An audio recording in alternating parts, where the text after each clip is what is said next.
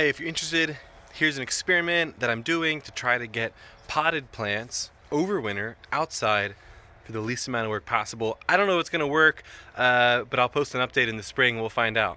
Here's a bunch of haskellapes or honeyberries that I bought a whole bunch. I put a bunch on my property, and I have some left over that I just wasn't able to sell, and I don't really have any more space for on my property.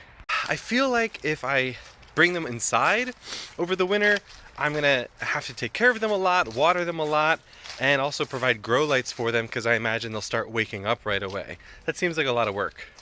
My other thought is if I put them in like a shed or a garage over winter, maybe it would keep them a little bit warmer than like the outside freezing temperatures, but I would still have to stay on top of watering them a lot, and I am prone to forget stuff like that. From what I understand, you want to keep the roots moist and not frozen.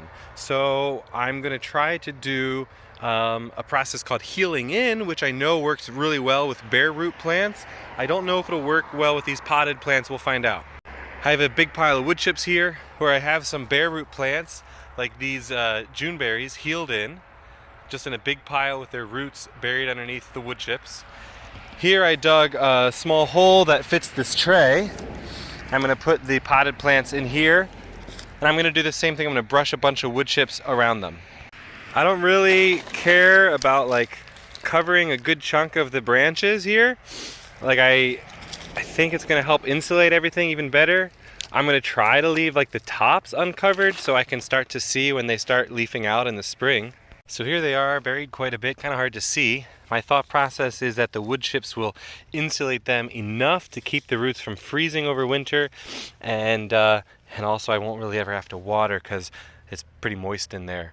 And I should be able to see them starting to leaf out in the spring, at which point I would carefully pull them out and then transplant them where I want them to go or sell the pots. I'd love to hear your thoughts, and I'd love to hear any suggestions for a better method. And we'll post an update video in the spring to find out if this one works.